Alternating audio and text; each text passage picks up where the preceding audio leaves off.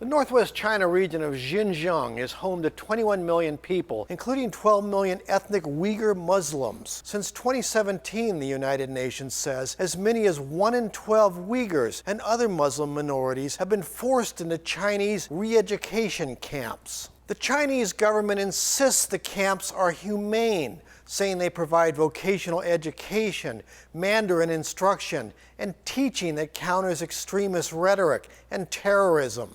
But David Stilwell, the State Department's Assistant Secretary for East Asia Affairs, says that claim is false. He says the camps are central to a government repression campaign of intense political indoctrination and forced labor. According to U.S. estimates and those of independent organizations, China has detained more than 1 million individuals in internment camps since April 2017. Individuals are detained arbitrarily for simple expressions of cultural and religious identity.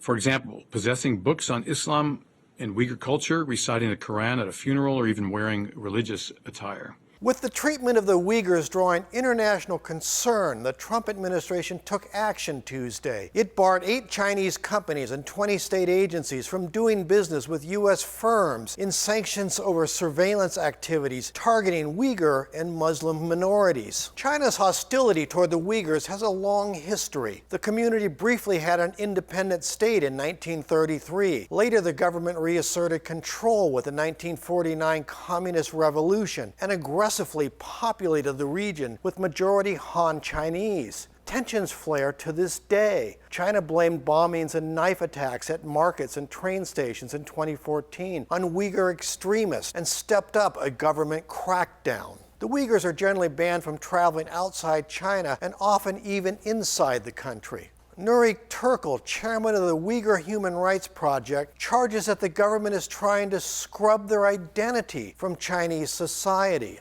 The Chinese government's intention is very clear. They wanted to deprogram the Uyghurs' a centuries-old ethno-national identity and erase their religion, their language, tradition, their arts and culture, and most importantly, their way of life.